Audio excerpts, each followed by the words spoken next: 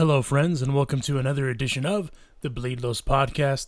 This podcast is brought to you by our good friends at Foco, FOCO.com, Foco.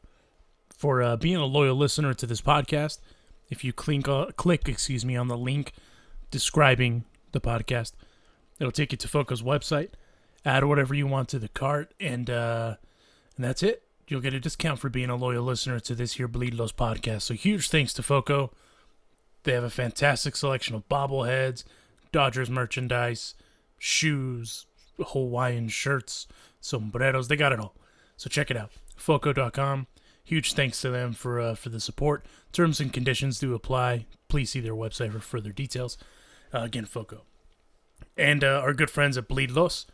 Same exact name as us, just not a podcast. www.bleedlos.com. They have all of the Dodger fandom clothing you can think of. Joe Kelly Fight Club shirt in preparation for that Houston Astros series. You can get it there. You can get Walker F. and Bueller shirts, to support the man. You can get them there. Bleedlos.com. For being a loyal listener to this here podcast, if you use the code BleedLosPod, you will save 10% on your purchase. Again, terms and conditions do apply. Please see their store for more details. Bleedlos.com. Huge thanks to them. And huge thanks to you guys, the supporters, subscribers, reviewers, listeners, followers of this here podcast. If it wasn't for you guys, honestly, we wouldn't be where we are right now. So huge thanks to each and every one of you.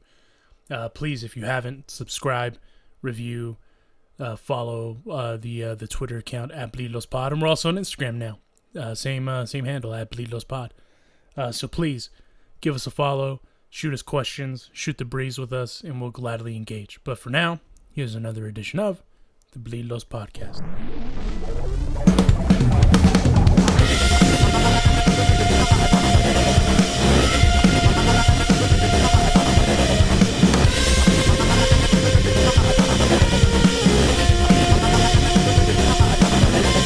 Hey fans, this is Todd Lights, public address announcer for your world champion Los Angeles Dodgers, and you are listening to the Bleed Los Podcast with your hosts Alonso and Juan, with the babyface gimmick in the sky, Roger.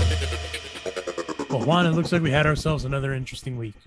We went from the highs of a sweep to the highs of getting swept, or rather the lows of getting swept. And also you throw in a no-hitter against the Dodgers, and here we are. I kind of want to. I'm curious to hear how are you feeling as we kind of go into the recap of the week, if you will. Look, I said it last week when we were doing the predictions. I thought it was going to be a rough week for the Dodgers. I didn't think it was going to be this rough. I mean, that Padres series was just, to steal a word from, to steal a phrase from Babyface. We just got our asses kicked. And it's just one of those things that game, the closest game in the series, that 3-2 game, actually was only close because Tatis made that error to score that second run. If Tatis doesn't make that error, it's a 3-1 ball game. So I don't get it, man. I just don't know why, first of all, the Padres they come to play against the Dodgers and then suck against the rest of the National League. Could you imagine how good the show pods would be if they played against the rest of the league the way they play against the Dodgers? And it's crazy because they're in third place. I mean, they're behind the Dodgers. So it just scares me, man, because that team just feels like the show pods have so much energy. And if the Giants continue on this crazy tear they're on, and it's a one-game playoff wild card game against the show pods, and the show pods come in with that energy, that makes me very, very nervous. Well, and leading into to our guest this week, Juan Toribio even alludes to the point that the Padres are kind of a matchup nightmare for the Dodgers.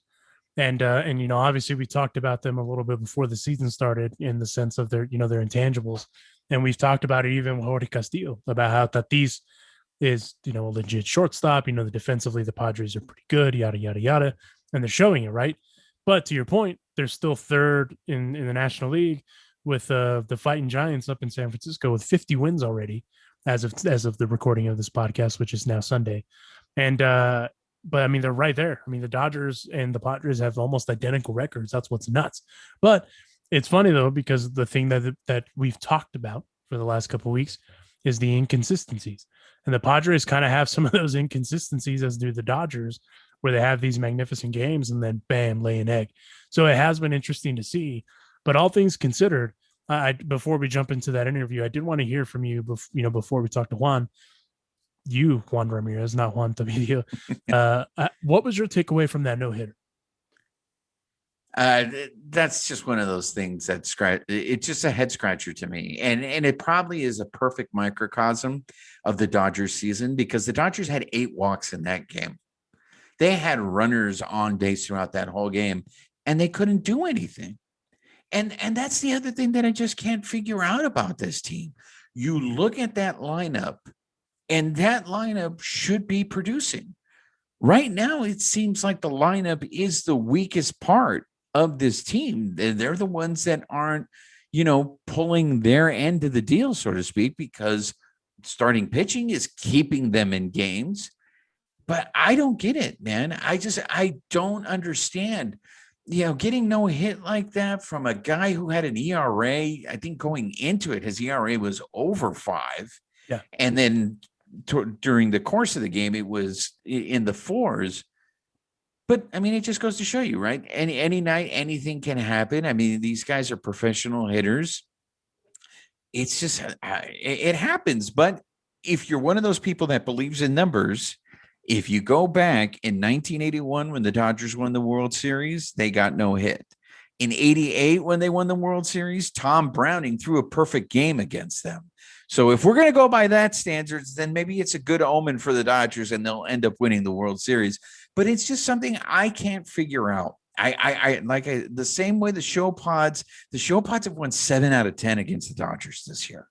So it's not just one of those things. Like, those guys have come out, and I don't know if it's necessarily a bad thing for the Dodgers, because you've seen it before in history where a team has dominated a team in the regular season and then the playoffs come and that domination doesn't translate. But I will say this, I think it does wonders for the show pods. I think the show pods are very confident about facing the Dodgers. I think the show pods want to face the Dodgers in the postseason. And interestingly enough, too, before we jump to the carne asada with Juan Toribio, Mookie Betts is having his slowest start in his major league career. And I feel like that's kind of flying under the radar to a certain degree because of because of the lineup that the Dodgers do have. And, obviously, if, Cody Bellinger isn't in that lineup, Justin Turner isn't in that lineup, even the likes of Chris Taylor, at this point, Corey Seager, obviously, I feel like that would be standing out. That'd be hurting them, right? Just like if Tatis were to go down for a significant amount of time for the Padres, that would affect them. But the Dodgers, because the way that it's set up and the current lineup, which is ironically still, like, to your point, the biggest liability right now, it's interesting to see that dichotomy and how they police that. But Mookie, and we'll talk about this on the other side, Mookie had a great game today, today being Sunday. So I'm hopeful and optimistic that the bats are starting to wake up slightly. But as you guys will hear here in a second, we have Juan Toribio of MLB.com. He's the Dodgers beat reporter for the Dodgers. That's such a tongue twister that I can't do ever. But anyway, he joins us for a little bit. We talk about that no hitter and kind of looking ahead. So here is Juan in the carne asada. Hey, this is Todd Lights, public address announcer for your Los Angeles Dodgers, and you are listening to the Bleed Los podcast. And we are joined here for a few minutes by MLB.com Dodgers beat reporter Juan Toribio. Juan, last night you were at the game. Obviously, morale is shall we say suspect right now. But what was the vibe like after the Dodgers were? I can't even believe I'm about to say this. They were no hit by the Cubs. Yeah, it was actually kind of interesting. The first guy we got on Zoom was Walker Buehler. So, he didn't really have much to say. He wasn't part of the story yesterday, even though he gave those 2 home runs. But he just said, it is what it is. We'll take it. We'll move on to the next day. But like I said, he's not a hitter. I mean, I guess he technically has to hit, but he's not a hitter. He wasn't part of the problem of the no hit. And then maybe 2-3 minutes later, we got Mookie Betts. And Mookie kind of has some interesting things. He said, I don't know a team that is hot for 162 games. And then 10 minutes after that, we got Dave Roberts, and he said, yeah, I agree with that, but at the same time, we need to be better at being consistent and kind of do it on a daily basis with our preparation and the game plan. So it was a little bit interesting. Roberts, of the three, probably Roberts was the one that took it a little bit more personal last night. The players were just kind of like, we'll just come back tomorrow, which is interesting. But I guess it's kind of part of what makes this team so good and why they've been so successful in the past. The problem is that they haven't been. Not only have they not been hot for 162, they haven't been hot for a long period of time since maybe the first 17 games of the season. So they're going to have to figure some things out. Consistency has been an issue for them. They're a really good offense, and they're going to get better with Seager, but they need to find a way to be more consistent and not just be so streaky. Caio, so I've been hearing, what was really interesting for me was the comments, the post-game comments this week. You mentioned Roberts, but, after the Padres swept the Dodgers, Roberts said they got outplayed. Trevor Bauer said they just had more intensity than we did. A lot of those things to me speak to effort. I know that you're not in the locker rooms. I know everything is in Zoom, but this mentality that they have of, I get it. It's 162 games. It's a marathon. But is there something going on in that locker room that they're just taking a lackadaisical approach to these games? Like you said, it's a little bit tougher for me. Obviously, it's my first season here, so I can't really draw on previous clubhouses and stuff. Like I don't even know what the clubhouse at Dodger Stadium looks like. So it's a little bit tough for me to answer that question. But I guess my gut feeling is that there's not really a problem. I think they're waiting to be healthy. And who knows if that moment comes, we don't know what the future holds. They might get Seager back and, someone else might go down. So at some point, I agree with you. At some point, they're going to have to say, okay, like we need to play with some sense of urgency here. We're 4.5 games back of first place to behind a team in the Giants who never loses anymore. And a team like the Padres, who are really talented, and they're pretty bad. They're a pretty bad head-to-head matchup for the Dodgers. So they're going to have to play better overall. They're going to have to play better against those two teams, especially. So at some point, whether it's post All-Star break or whenever, they're going to have to, figure this out. It's not like we'll come back tomorrow and try and win the game. It's like we got to put together a pretty good stretch here against good teams. Because they're coming off a stretch where they went 10-2 in their last 12 before they went to San Diego. But that was against Pittsburgh, Texas, Philadelphia, and then Atlanta, which were all all teams under 500, 3 of them being last place teams. So at some point, they're gonna have to be good teams consistently.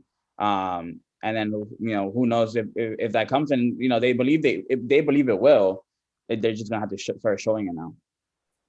Juan, I'm curious to hear your take on this, because as you said, Mookie came out and said that there's no, real concern with the offense despite that streakiness, the lack of consistency. Dave Roberts obviously kind of, disagreed with that to a certain degree, right? But like you said, the Giants are legit. I've been talking about it. Roger happily disagrees with me, but they are legit. In my opinion, they're the best team in baseball. And the Padres are good. Obviously, this is, in my opinion, also the best division in baseball. It's not even close. With that, obviously, they have to play the Padres and they have to play the Giants a bunch between now and the end of the season. At what point do you think that they need to make a move, if any, to enhance that offense that has been so inconsistent up to this point through 70-ish games of the season? Yeah, I think that'd be an interesting part. If you look at their starting lineup as a whole, you get Seager back and you're in pretty good shape. Then your lineup is what it is. Now it's just a matter of being consistent enough to put up runs on a nightly basis. I think where they need to make a move is somewhere in the pitching staff. I think they need to either add another bullpen guy or 2 bullpen guys, or add a starter. You're looking at a guy like Julio Diaz, who's he's been a good pitcher so far this season, but he's already career high in innings, and we're not even halfway through the season. A guy like Tony Gonsolin, who's pitching tonight, and he's already been dealing with some shoulder issues that kind of creeped up again before his last start. So I think that might be an area where they might need to add someone. The problem is, who do you add? I mean, there's maybe Max Scherzer might have been a possibility. Just speculating here, not any inside info. But now the Nationals are good again. They're 3.5 games. The Nationals are closer to first place than the Dodgers are. So, he might be out of the window. A lot of things can change in a month. So who do you go after? Kevin Gausman would have been a good possibility, but the Giants aren't going to trade him. So it's going to be a pretty tricky thing. It's going to have to come from within. I think they're going to have to figure it out with the team they have right now. And at some point, like if you look at their schedule, like not to harp on this point too much, but they're 3-7 against the Padres. They just lost 3 or 4 to the Giants. They're 0-4 against the Cubs. They're 1-3 against Milwaukee, and like that's the theme right now is that they're not beating good teams. So they're gonna play the Diamondbacks and they're gonna play Colorado. So they'll be fine there. They'll win those games. Now it's just a matter of beating the good teams. And with that, we talked about it on our last episode of the podcast. Is it surprising to you that David Price hasn't been elevated as a starter, or is it more of they're trying to get him up to strength and up to speed, if you will, since he did sit out last year because he opted out? Because I'm still a little perplexed that they haven't elevated David to be that fifth guy. What say you to that? Yeah, I think we've all been pretty surprised. Tony Gonsolin yesterday said he was surprised that they didn't try and make David Price the number 5 starter when Gonsolin was out. Right before, during that stretch where they lost May and they were waiting for Gonsolin. But at the same time, I mean, Price hasn't really been necessarily that good in the last 3 weeks. So there's that dilemma as well. Jimmy Nelson's kind of the same thing. They don't want to blow out his arm or anything like that. They don't want to get him hurt. And David Price didn't pitch last year. I mean, that's a valid thing. I mean, it's been 2 seasons since he's pitched a lot of innings. So that was a concern of theirs, but at some point they might have to. I mean, you obviously don't want to see a guy get hurt, but the possibility of someone getting hurt, it's always there. And if one more guy gets hurt, they're going to have to figure things out. And it might have to be David Price, or like I said, go out and trade for a starter. Just that market isn't as good as it's been in years past. Juan, I think you're a good person to ask this, considering this is your first year covering the team. But looking at the reaction of fans, and I don't know how much engagement you have with fans, but everyone having a meltdown yesterday, and the Dodgers suck. The Dodgers are the worst team. They should be relegated to the minors, and stuff like that. The problem that I have is the fact that we just ignore the fact that the Dodgers took a lot of risk going into this year. And you mentioned it already. We're not using certain players in certain situations because of risk of them getting hurt. If everything went right, sure, Bill Plaschke and all these guys would be right. Maybe this would be the greatest team. But there's also a chance that a lot of things could go wrong for the Dodgers. And I feel that's what's happening here. That, and along the fact that you said, I feel a lot of teams have gotten better. Can you talk to me about the risks that the Dodgers went into in making up this roster this year? And why are the Padres such a bad matchup for the Dodgers? Well, let's start with the Padres there. Like, the Padres are a bad matchup because they have this youthful thing to them where, and I think there's something to be said, and I kind of experienced this in Tampa a lot. It's like the Rays were this young team with nothing to lose, going up against the Yankees with an endless paycheck, and they had everything to lose. And the Rays would play those games just kind of loose, and if they won, great. If they lost, nobody expected them to win. And I think the Padres have not to that extent, but I think they have that to them playing in their favor. They're just excited to be playing in meaningful games again. I mean, if you looked at that stadium in Petco Park, like it was 11,000, 12,000 fans less than Dodger Stadium holds in full capacity. And it was loud. It was loud as hell. Like, those people were just excited about the Padres. Like, the Beat LA chants that were really loud. And a team that's that young feeds off of that. So I think that's kind of part of the danger that those guys present. Aside from the fact that they're very talented, they pitch very well, and they run the bases extremely, better than anyone in baseball. And that's one area where the Dodgers are susceptible. I mean, a lot of their pitchers aren't good at holding runners. Will Smith is a good thrower to second base. Austin Barnes is not so much. So I think that's an area where they need to clean up in future matchups. So a lot of things there that just kind of, it seems like it's kind of the perfect storm. But then the Dodgers have the experience. So it's one of those things where it's just a matter of executing. And so far, the Padres are executing better than the Dodgers are in those matchups. And as far as kind of the fan reaction, like I was actually thinking about this earlier today. It's like Dodgers are 44-31. If they play 500 ball the rest of the way, they're probably still making the playoffs. And are they going to play 500 ball? No shot. Like they're going to be better than playing 500 ball. So I think last season, and I think even on the media side, we're kind of victim of that.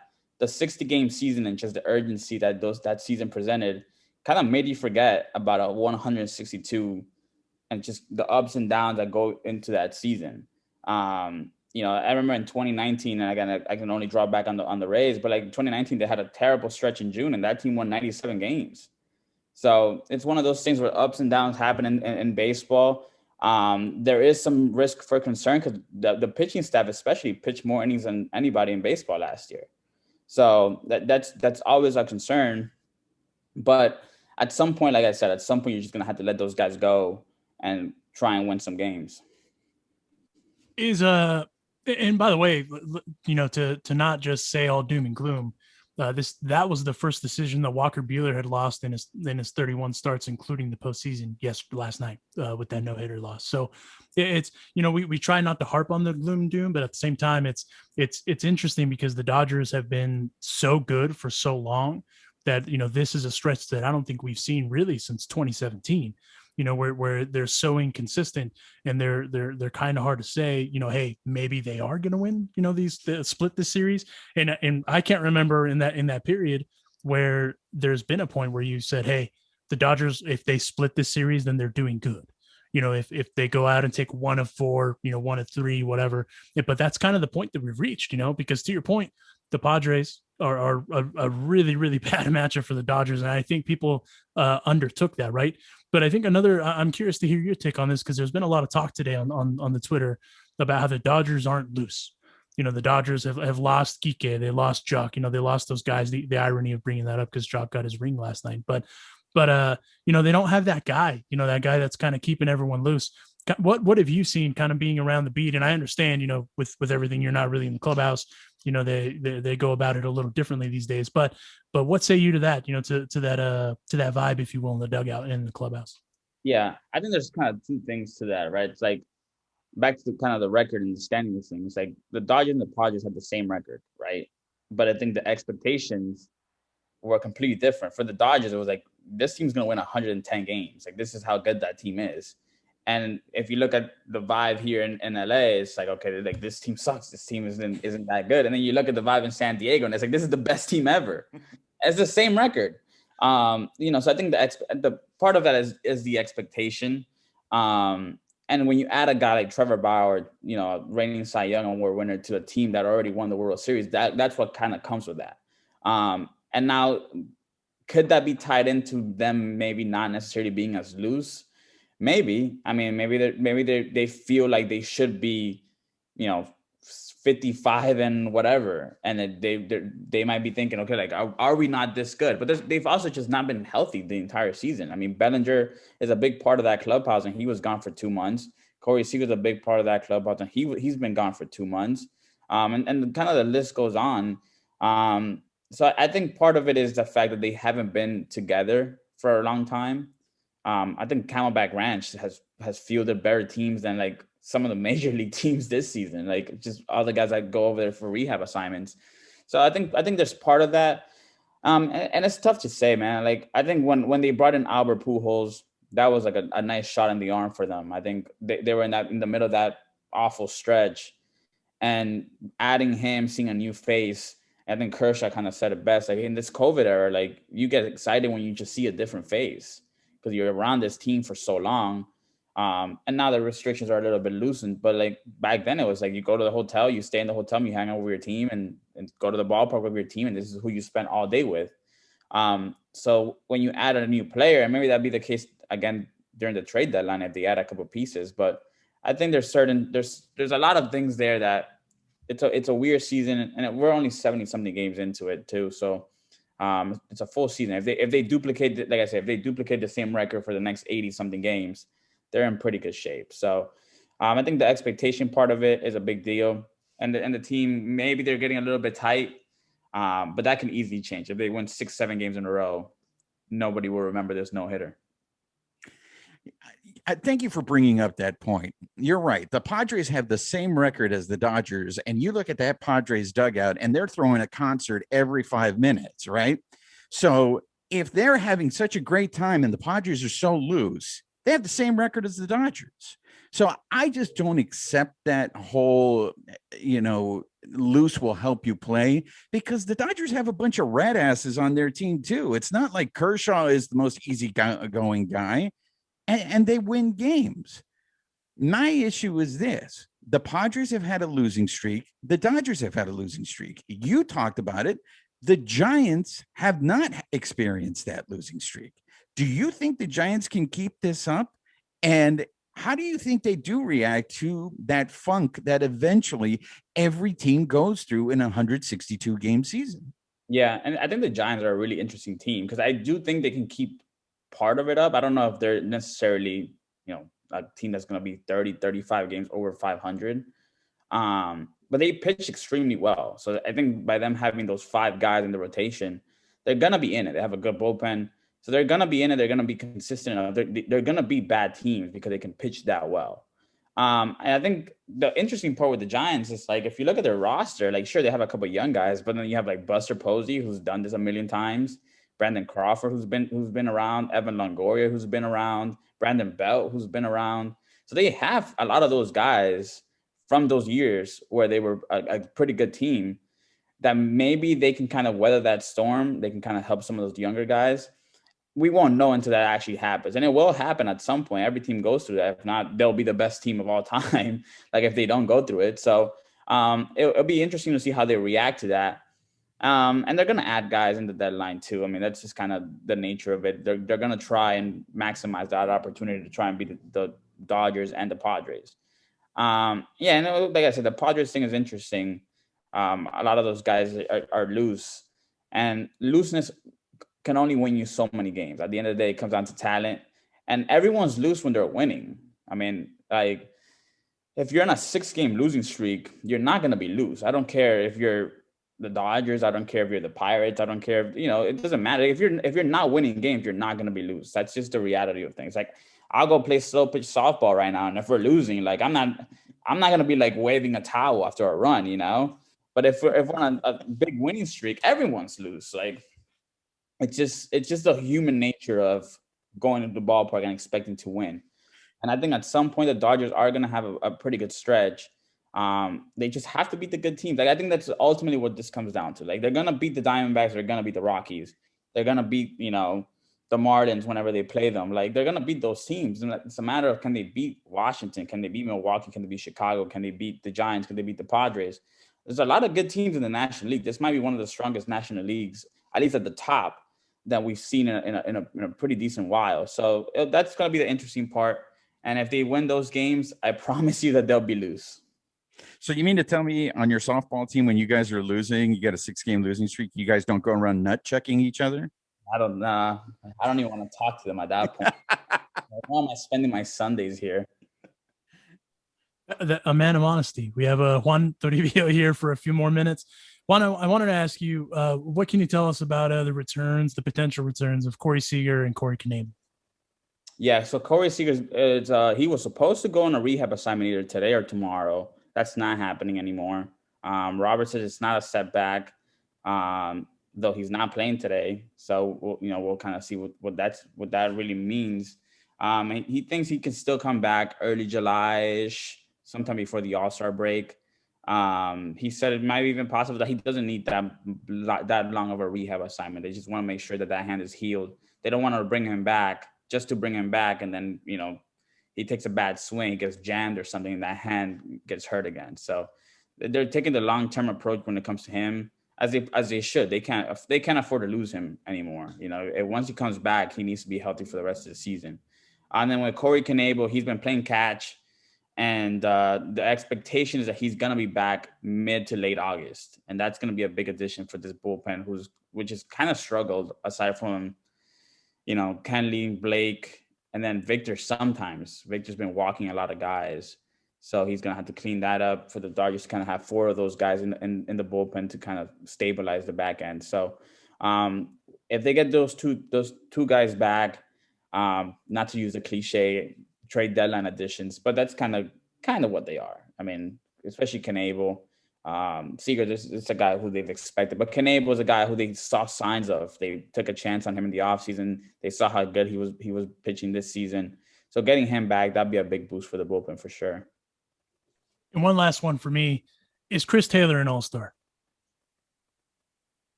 A long pause for the dramatic effect. Yeah, I think if you look, the definition of an all-star is kind of the value of it, then yeah, definitely. But if you're looking at kind of the numbers, how many guys do you kind of lobby for to make the all-star game? Like Justin Turner's having a better season than Chris Taylor. And like, I don't see people going like Justin Turner's a definite all-star. You know what I mean? So I think when it comes to the actual numbers, you can argue that he is, you can argue that he isn't. But if you're talking about the kind of the value that he presents to a team, playing 5 different positions and playing them, most of them pretty well, like third base is not really his best position. But if you're looking at that, then yeah, sure, he should be an all-star. The problem is, where do you list him as an all-star? Is he an outfielder? Is he a second baseman? Is he a shortstop? Is he, it depends on what way. Like, I don't know. I don't know if he can make it over outfielders, because there's a lot of outfielders that have a much better numbers than he does. Can he make it as a second baseman? Probably. I think that might be his best bet. I don't know how that whole system works of like, where do you list a guy who's a utility guy? He's played mostly center field this year, so is he a center fielder? And like, I don't know how many, you can't pick him over like an Acuna or like, like those guys just have way better numbers. So it's interesting. I think you can argue either side. If I had to pick, I would say yes, because I see him every day. But I think if someone said no, I wouldn't be like, what are you talking about? You don't know baseball. Because like I said, guys like Justin Turner's having a better season than he is. And is Justin Turner going to make the All-Star game? Probably not, because there's a lot of third basemen in the league. So I think it just kind of depends on how you look at it. That's a long-winded answer for I don't know. I'm trying to stay neutral. But a solid answer, if I'm honest, because I think what gets lost in the fray is that he has, he definitely, his specialty is he can play anywhere, right? But which is his best position? In my opinion, his best position, second base right now. Mm-hmm. He's got, in my opinion, one of the better defensive gloves on that team. And obviously the offense speaks for itself. We don't really even have to question that. But I feel like that's a fair question, because I feel like what's being overlooked is, well, he's a utility guy. So where do you say his best position is? And to your point, is he better than Ronald Acuna Jr.? No. So it's one of those where it's just interesting to see, because people get for sure triggered about that. Oh, he's for sure an all-star and blah, blah, blah. And listen, I agree. He's that dude's going to get paid next year. He's going to get paid somewhere. May not be here, but he's going to get paid somewhere. But he's legit. But I just kind of wanted to hear your take on it, because to your point, you see him every day. Yeah, he's a great player. I mean, there's no denying that. Like, he's a really good player. I think he's probably the most invaluable player, because he can play all over the field. Like, Seager goes down, they move Lux to short, he can slot right in at second base. They lose Bellinger, he slots right into center field. So I think he's their most invaluable player. But again, he's hitting 260, 250 something with 10 homers. And I know batting average isn't a thing anymore, but like, there's not many people around the league that are going to be pounding for a guy with those surface numbers to make an all-star team. But if you look at the value of him, then he probably should be an all-star. What they should do is add like a utility spot. That's what they should do. And if they did that, then I'd be like, oh, it's a no-brainer. He's for sure gonna, he's that guy. But until they do that, or if they do that, it's gonna be tough. Hey, Juan, so you covered the Rays last year, right? So I got to ask you this. Do you know, or were you still around to cover this? The reaction the Rays had to that letter, that article that Blake Snell wrote in the Players, what's it called? The Players Tribune or something, basically talking about getting pulled out of that Game 6.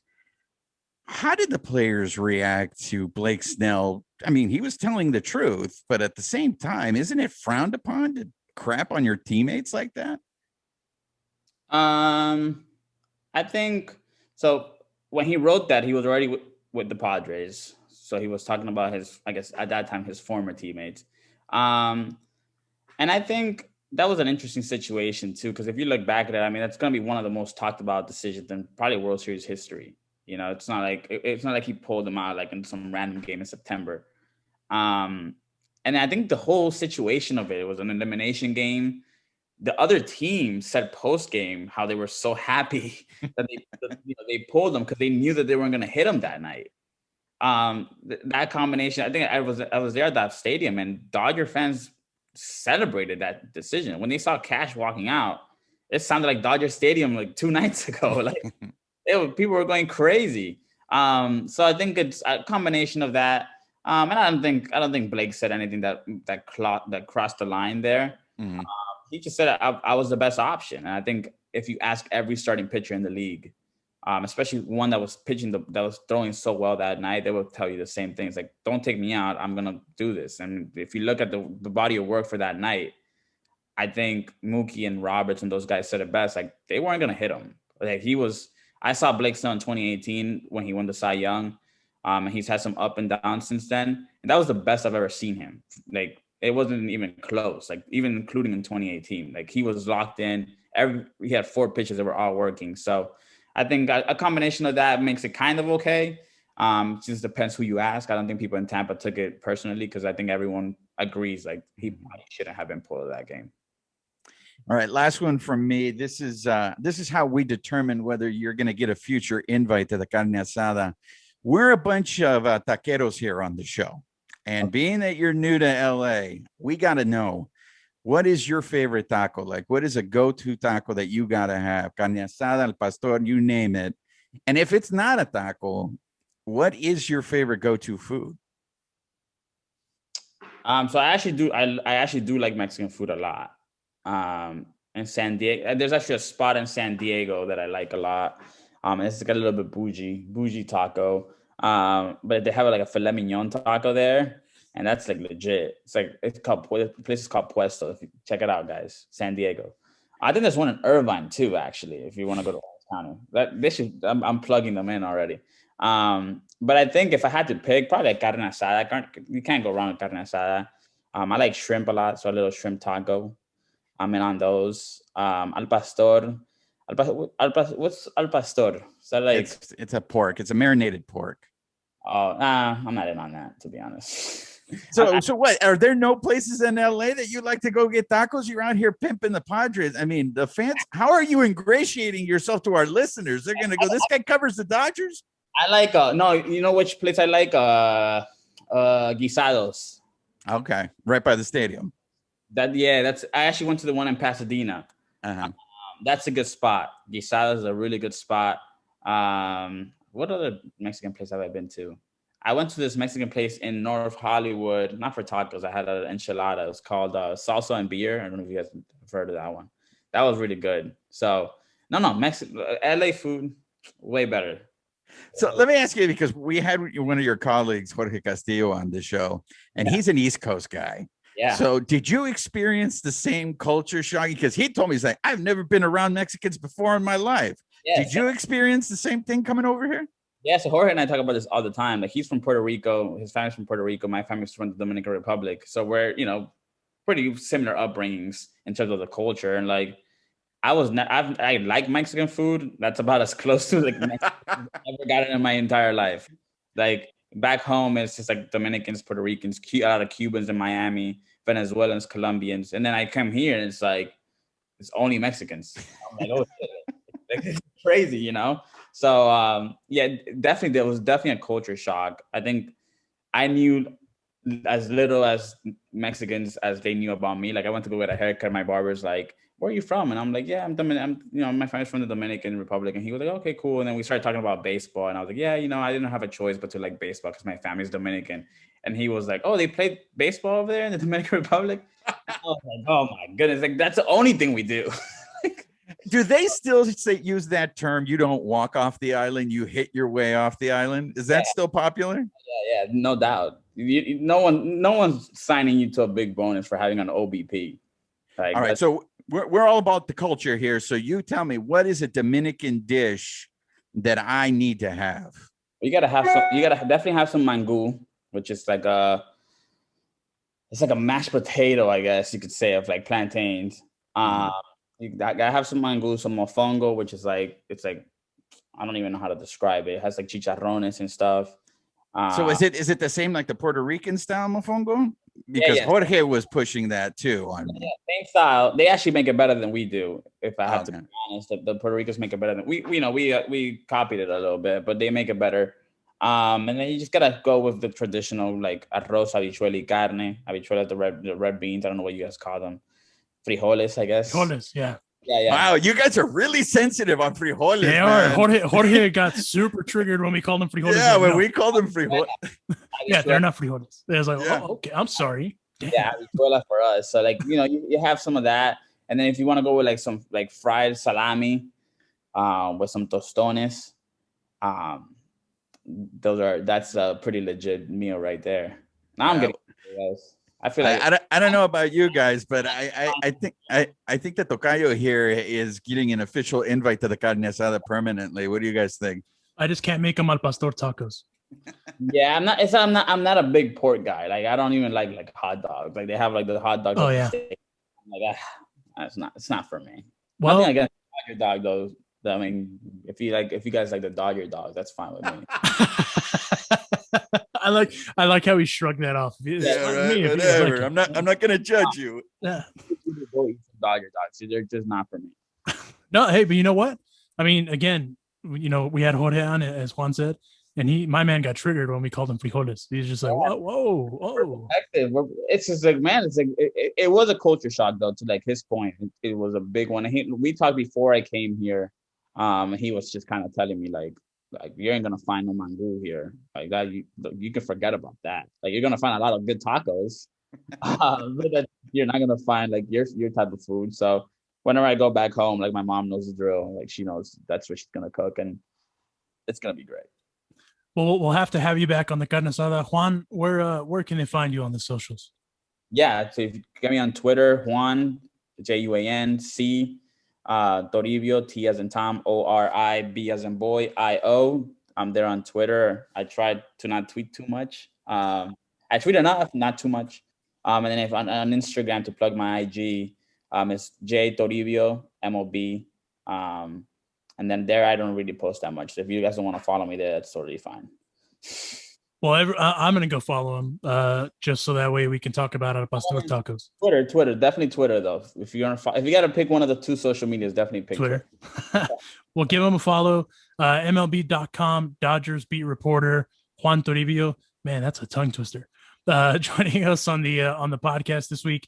Thanks for the time, man. Really appreciate it. We'll have to catch up with you down the road, and we'll see if they make any moves like you were saying.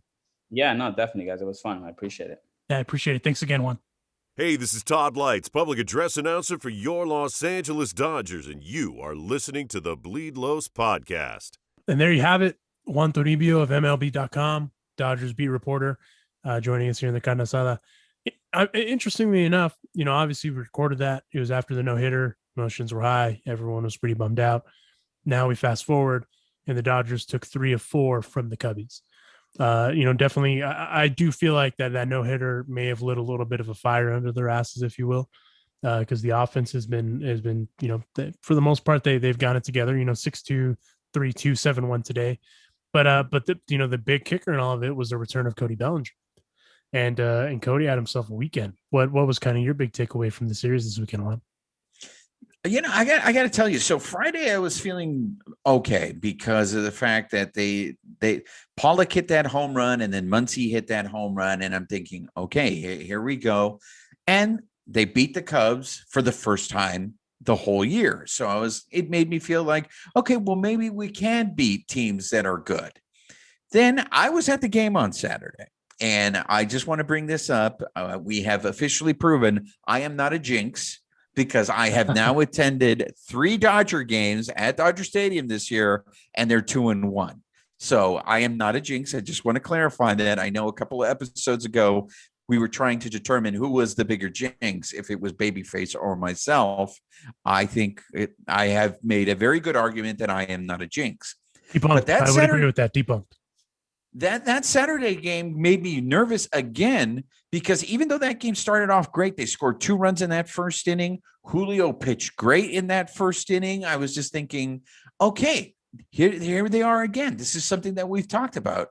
And this is something that Babyface has mentioned. We haven't seen them consecutive games put up those 5-6 run games to just really put teams put them out of the game. They had they had left 5 runners on base early in that game. And I'm thinking to myself, here we go again.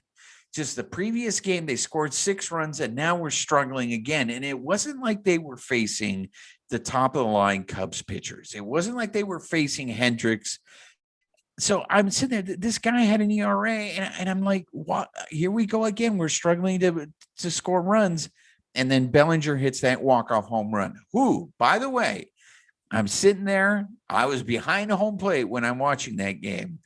My compadre who I was with, the minute Bellinger hit that, he said to me, and he was a Cubs fan, he said to me, that's gone.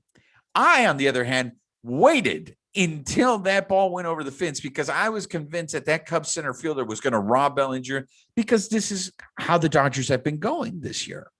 So the fact that they came out there today and they put a 7 spot and Kershaw goes 8 innings, I didn't see that coming.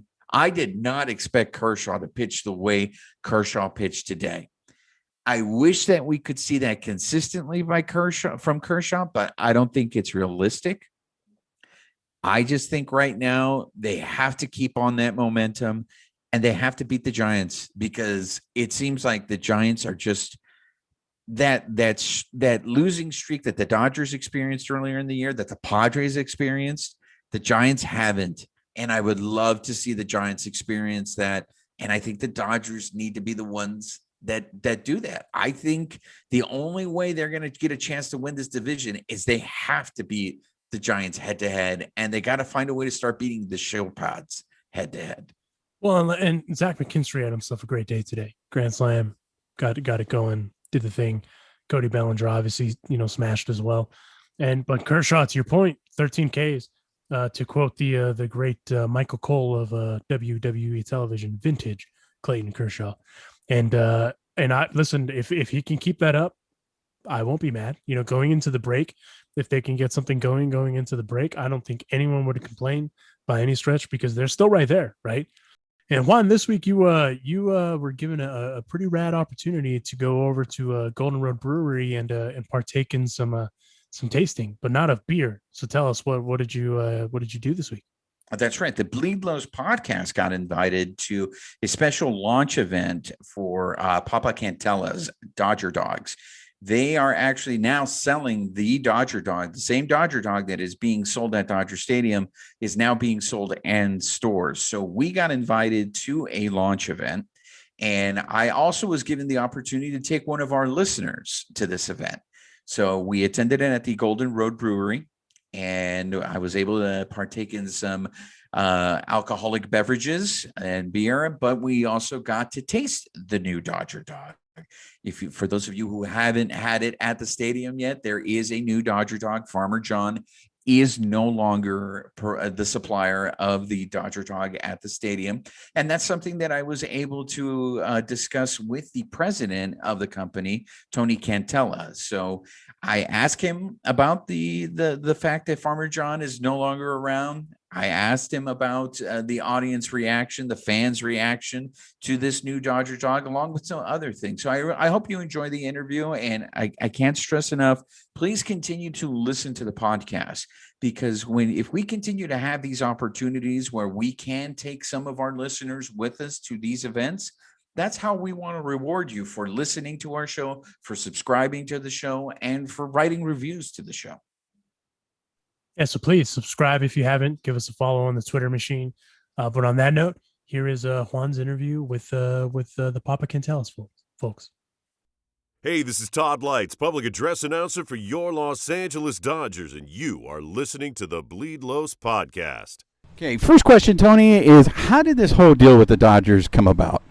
So the whole deal with the Dodgers came about. We actually found out in the background, it's a business that has not been available for over 60 years. And we started hearing some rumblings in the background that maybe this business was going to come up and available. So we started kind of using our back channels, started getting involved to find out if there was actually something going on. And we found out that the likelihood that they weren't renewing the Farmer John contract was true. So we started gathering ourselves and kind of putting our chips in. And what we thought about this whole process was we knew they were going to be talking to the Nathans, the ballparks, the Oscar Mayers, and there was no way we were going to compete solely on a brand basis with those kinds of people and maybe the money and things they would throw at it.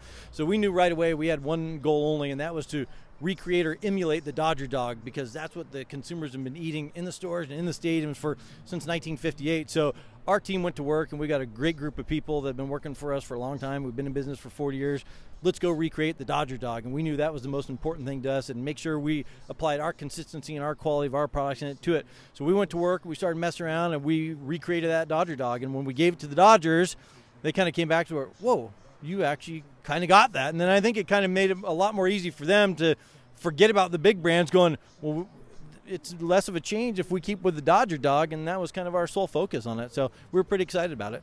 So let me get this straight. It all depended on a taste test? They actually tasted the Dodger dog before they made their decision? Yes. So going into that, you mentioned that, it's a business that wasn't available for 60 years. You have a lot of fans that have grown up hearing Farmer John. There's the commercials with Vin Scully and Farmer John. How do you win that same loyalty from the fans? All we can do is give it our best, and that's what we do on quality and consistency. It's no different than Vin Scully, right? He was there forever. He's gone. What do they do with the new guy? They're fine. They're happy with him. So all we can do is put our best foot forward and keep making good food for the consumers, and that was our sole focus. And we don't pay attention to some of the social media stuff, and people say we value people's opinions, and we're not going to make everybody happy, but we felt good when we knew the Dodgers and the people that know that product were good with the product that we put together. So it's really about giving you a chance, right? And some time. I mean, you guys just started doing this. The social media thing is a little different, right? Now, as a business, how do you guys approach things with social media? Because you're right. Social media, there's some people that are just haters that are going to go out there and just say something, and they've never even tasted the product. Yeah, well, for me, one other thing about it, too, is that I described about a 3 or 4 month process of getting the thing, but it really took us 40 years of being in business to get this. And one of the things, I got a card from a secretary that used to work for us for 25 years, and she said, hey, I heard, congratulations, she lives in Washington now. And I wrote her back, I said, you know what, you were part of this, because it's good people and that consistency to do hard work, to take advantage of good luck when it comes along. So when it comes to social media stuff, I don't have a lot of social media, so this is one of the first experience I've had. And I've got on Twitter search, and I've looked around, I've heard what people said, and I'm a big sports buff. And, they always tell when somebody's complaining about somebody's play, turn off the news, don't pay attention to that stuff. I read through it for fun, but I can't take that stuff serious. I know, and I'm confident what we do as a company across all our product lines, that we'll apply that to the same Dodger dog, and I'm very comfortable with that. That's a very interesting correlation that you bring up, because, these players, we're just watching the game yesterday. Somebody strikes out. Oh, they suck. You go on Twitter, this guy's horrible. You as a business, running a business, you run around the same thing. How long have you been with the company? How did you get into this? So actually kind of a funny thing. My father started the business right about 1980, and he was actually in the antique business, had nothing to do with food. Have you ever seen that show American Pickers? Yeah. That's what my dad did. In the 60s and 70s, he had a little shop that was on Washington and Santa Fe, and he would fly to Iowa, and he said sometimes literally we'd say, hang a left. They had no clue where they're going. And I didn't really realize until about 2 years ago when I went to a pork processing facility out in Iowa, and I'm driving on the same roads, and I'm looking at this stuff going, now I get it. So they're driving on these big long roads, and all of a sudden you see a property ahead of you, and there's 4 or 5 buildings on it. My dad would pull up at this random person's house and knock on the door. Hey, we're from out of town, we're lost, we don't really know where we're at. But they were really trying to get the eventual question of, what do you got in all those buildings? And the answer was most of the time, a bunch of junk, but for them that was treasure. And my dad was big into music machines, coin operated, pinball, slot machines, and they would make a deal with this person, rent a U-Haul or semi, bring everything back to California, refinish it, and sell it. Well, my dad, on top of being an entrepreneur, is a builder, and if he's not building, he's not happy. So he felt like a lot of the good stuff was starting to dry up, and he was, what am I going to build next? Grew up in an Italian family, eating sausage with peppers and onions, and thought to himself, hey, why not sausage sandwiches? Why only hot dogs? So like a good entrepreneur, he built a catering truck in 1980, and it looked like an old antique truck. So it was kind of the crossroads of his new path and his old path, and a little barbecue on the back. But he didn't really know, am I going to be building different style catering trucks for people? Am I going to run these things? Am I going to franchising? What am I going to do? So he got the cart built, and he went out and he started going to mom and pop delis, Italian grocery stores, regular grocery stores. And he came home one day and he had a little bag of spices in his grinder, and he said, I'm going to make sausage for a living. We said, you can't even barbecue without burning it. What are you talking about? Because he wasn't a cook. My mom did all the cooking. My grandfather cooked, but my dad didn't. But he had a vision what he was going to do. So he got going just making mild and hot Italian sausage. We were the first manufacturer in the country in 1980 to be able to label our Italian sausage as all natural.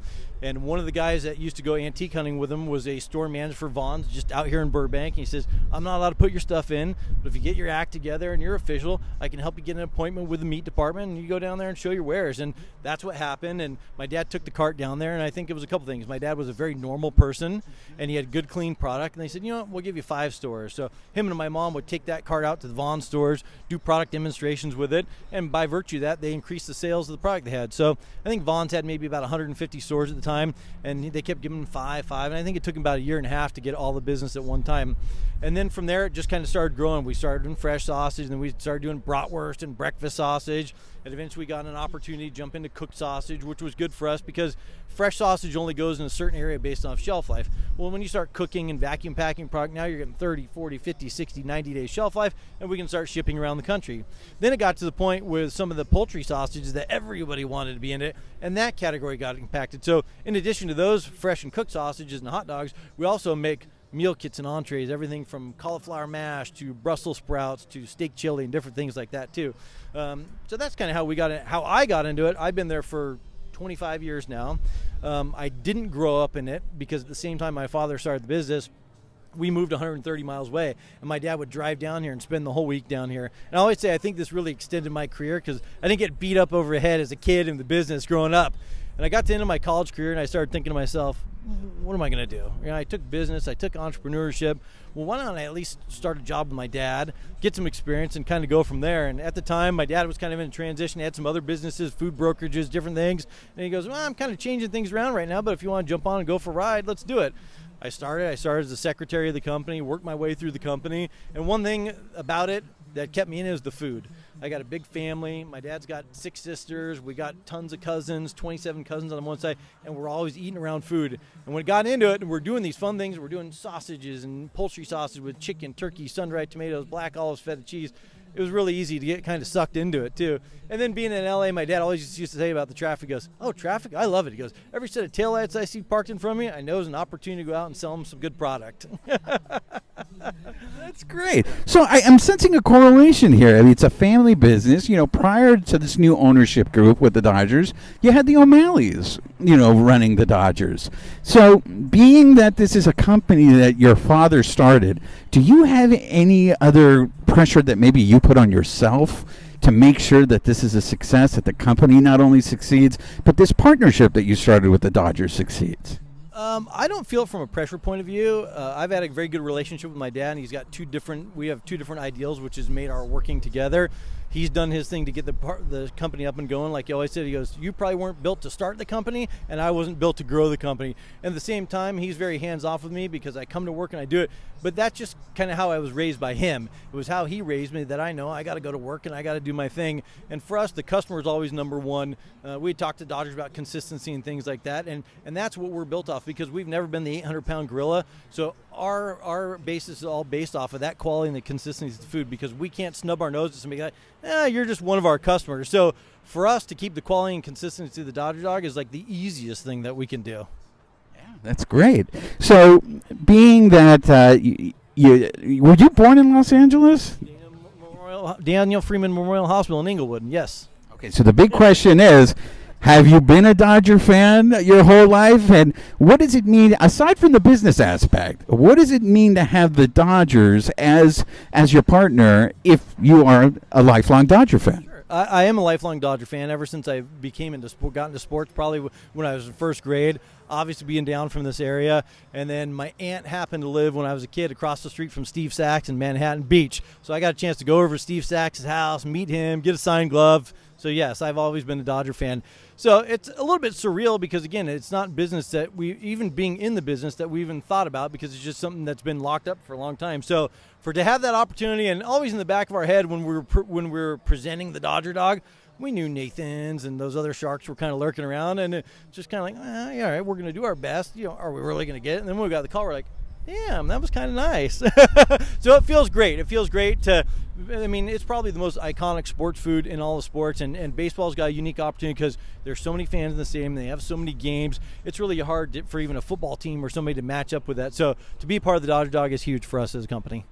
So who was your favorite Dodger growing up as a kid? Steve Sachs. I had to, because of someone he met. I played a little second base myself, so Steve Sachs was. May not be the most popular one, but it worked for me. So is the 1988 World Championship a little more important to you than the one that we experienced last year? No, I wouldn't say it's more important. I think it's different. Last year was just so different for everybody in it, and it was just kind of a wild year. But 88 would be what I would know best, right? So this is a big day today, because today also you guys are selling your Dodger dog in stores and markets. Is that correct? Correct. All right. Can you tell me more about that? Yeah. So the first shipments went out and on Monday, and should be hitting out on the store shelves today. And again, it was about taking that same product, putting it in the shelves like it was before. But I think one of the biggest things that we had different with it is the unique approach to the packaging. So it was our chance to do a refresh. We looked at what the folks had done before, and we said, now's our chance. So if you look at the packaging and some of the stuff we saw on there, it was about bringing the Dodger Stadium into your own home, and that's kind of the approach that we took with the package. You got the Jumbotron on there saying the Dodger Dog's on there. We call them the Minitrons. You got a couple of Minitrons, like they have the ads with a couple notes on there, and we got the iconic Los Angeles palm trees in the back. So we tried to have some fun with it, but at the same time bring some life and some color to it, and bring the people back into the stadium. So like today, when they're playing away, you can still have that same experience at home. So I saw the packaging today, and I saw it said pork. A lot of my producer especially wanted me to ask you this. Is there a beef option with your Dodger dog?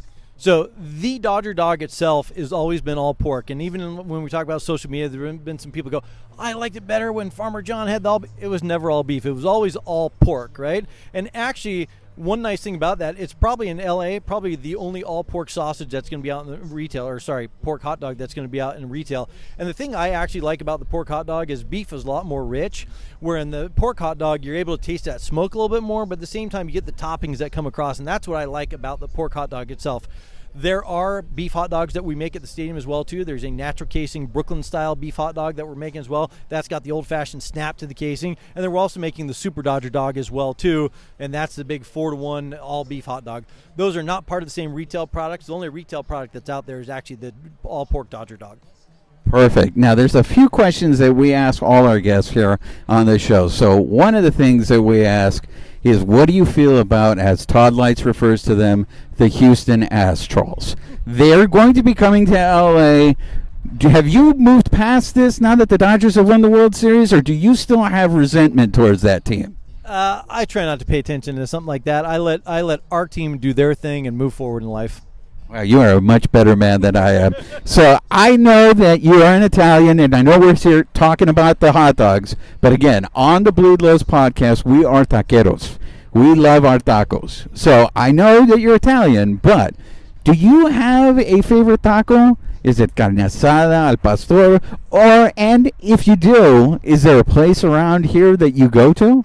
I'm going to tell you two things. Number one, my favorite taco is going to be al pastor. I like that the best. And the next thing, too, is chorizo tacos. And we might make Italian sausage, but I guarantee you make chorizo that I can send you some, and that I'll put up against any chorizo out in the marketplace as the best chorizo out there. So you make your own tacos is what you're saying. So you won't go anywhere then. I'll go places, but if I'm making tacos at home, the ones that I make crispy shell shredded chicken tacos. Those are ones my family likes the most. So will we ever see the company perhaps making this famous chorizo that you're talking about that we can then use to make tacos when we're cooking in the backyard watching the Dodger game? Oh, we sell it now. It's available under our brand at the Vaughn's grocery stores. It's also available at Stater Brothers in their cases. They sell it bulk in the case. And we make quite a few different chorizos. We even make Salvadorian style chorizo and longanisa and different things like that as well too. That's great. Okay, so we only have a few minutes left. One of the things I did want to discuss with you is how did the pandemic affect you guys? And are you guys recovering, or what impacts are you dealing with now that the pandemic, hopefully we're getting past it? Sure. So the pandemic, actually, we had a great sales year in that year. We were essential workers. We had a great group of employees. They all kept coming to work, and we supported them through this whole thing as well as they supported us. And so we actually got some more business out of this stuff for some of the grocery stores and things like that had problems with laborers and picking up some of the stuff that they were doing. We had challenges like anybody else as you went through the year, and you had different spikes with viruses and stuff like that. But we were really lucky and really fortunate as a company, as employees, and as a family as well too. Right now is a whole separate set of things. As some of those things are going away, there's a lot of whiplash going on, we call it, in the meat industry. Prices are through the roof. We've seen prices go up 50-60% on items in the last 6 months. There's a lot of labor issues, things like that. Again, we've been able to hold a tight enough core with our employees. So we just try to take things one day at a time. Our motto through the pandemic was, we're going to get up today, we're going to go to work, and whatever we got to deal with, we're going to deal with. And that's kind of what we took all the way through. And we're lucky to have a great support of a great group of employees. Okay, and then the last one from me, what do you think the Dodgers are going to do this year? I think the Dodgers will be in the World Series. Not a question. All right, thank you very much. I really appreciate your time. Hey, this is Todd Lights, public address announcer for your Los Angeles Dodgers, and you are listening to the Bleed Los podcast. And looking ahead to the rest of the week, the Dodgers have two very important games against the Giants, and we got Kevin Gossman and Discalfini going for their guys, and then for our guys we have Trevor Bauer and Walker Buehler. I know Roger had said 7-0 last week, so Roger, we'll begin with your prediction for the week. What is the outcome going to be with the Dodgers and the Giants series, and also going to Washington to face the Nationals? Well, I think the Dodgers got to sweep the Giants. I mean, there's no way around it. They got to take two. I mean, yeah, at the end of the day, if they split it, okay, cool, whatever. But if they're gonna start making their move, they got to do it now. And this would actually, as Juan was alluding to, they need to go into that losing streak. They lost today. Give them two more losses. That's three. Start putting them into a little losing streak. So we'll start with that, and then they're going to You have a 4-game series with Washington. Same thing. Okay. So they've been playing a little better, but they should still take 3 out of 4 in DC. I think they're going to split in DC, and I think they'll split in San Francisco because the Nationals are actually getting hot. And the crazy thing about the Nationals, Juan Soto hasn't even gotten hot yet. So that's scary that they're starting to right the ship. But I'm still a little skeptical about those Nats just because they're in arguably the worst division in baseball. Juan, what's your prediction for the week? My prediction for the week is I think they are going to sweep the Giants, and I think they'll split with the Nationals. But I do expect them to have a winning week. I expect them to go 4-2. One thing I am going to be looking for next week forward to is if Bellinger continues to continue to play well. I thought it was very interesting that we saw Bellinger in the number 2 spot today. So I'm curious to see if putting him in that number 2 spot is going to get him started, because if that guy goes ahead and starts heating up, it might help the rest of the offense. All fair points.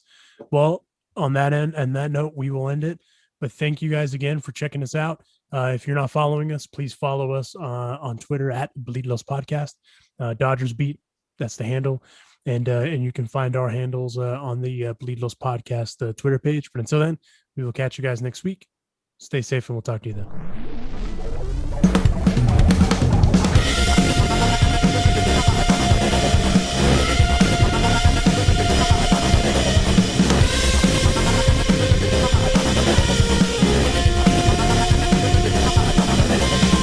Thank you for listening to this week's episode. Please subscribe and leave a review to the Bleed Los Podcast. The Bleed Los Podcast is a Dodgers Beat production.